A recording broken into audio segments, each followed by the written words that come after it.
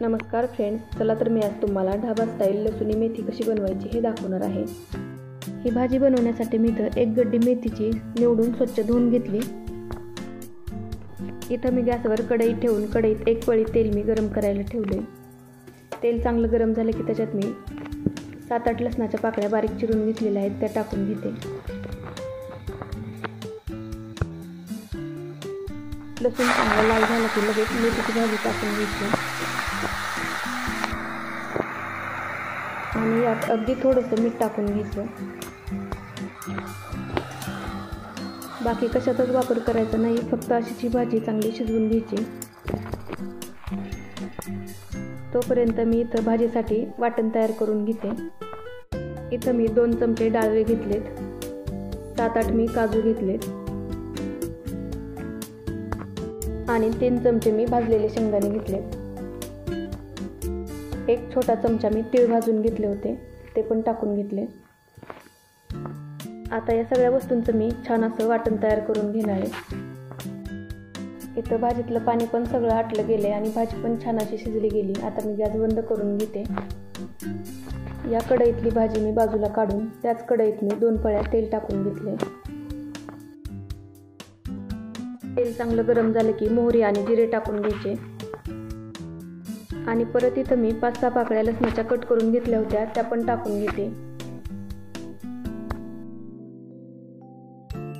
लसूण थोडासा लाल झाला की एक मध्यम आकाराचा कांदा कट करून घेतला होता तो पण टाकून घेते।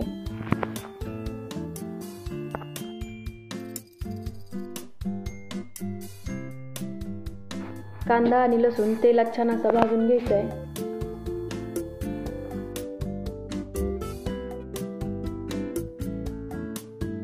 आता यातच मी एक मोठा टोमॅटो बारीक कट करून घेतला होता तो टाकून घेते।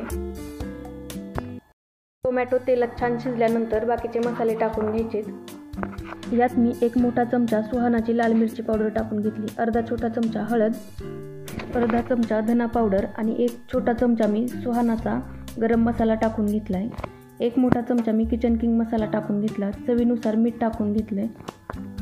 टाकलेले मसाले छान तेल सुटेपर्यंत परतून घ्यायचे। हे पहा, मसाले छान तेलात परतले गेलेत। आता मी जे मगाशी वाटण तयार करून घेतलं होतं ते याच्यात टाकून घेते। टाकलेलं वाटण आणि मसाले छान असे परतून घ्यायचे।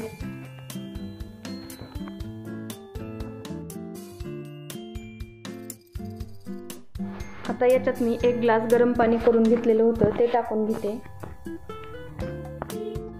भाजी बनवताना नेहमी गरम पाण्याचाच वापर करायचा। पाणी टाकल्यानंतर सगळे मसाले छान असे एकजीव करून घ्यायचे।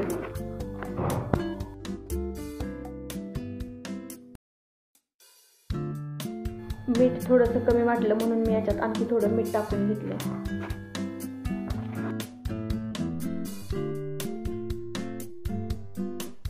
7 ते 8 मिनिट भाजीची ही ग्रेव्ही बारीक गॅसवर चांगली शिजवून घ्यायची आणि नंतर जी शिजवून घेतलेली होती ती मेथीची भाजी टाकून घ्यायची। भाजी व्यवस्थित ग्रेव्हीमध्ये मिक्स करून घ्यायची। भाजीची कन्सिस्टन्सी आपल्या आवडीनुसार घट्ट पातळ अशी ठेवायची, पण शक्यतो तर ही भाजी थोडीशी घट्टच असते। आता मी परत याला लसणाचा तडका देऊन घेणार आहे, तर त्यासाठी मी इथं तडका पॅन गॅसवर ठेवून घेतले। त्याच्यात 1 मोठा चमचा मी तूप टाकून घेतले। तूप चांगलं गरम झालं की 9 ते 10 लसणाच्या पाकळ्या मी बारीक चिरून घेतलेल्या होत्या त्या टाकून घेतल्या। 4-5 मी लाल सुक्या मिरच्या घेतल्या होत्या त्या टाकून घेतल्या।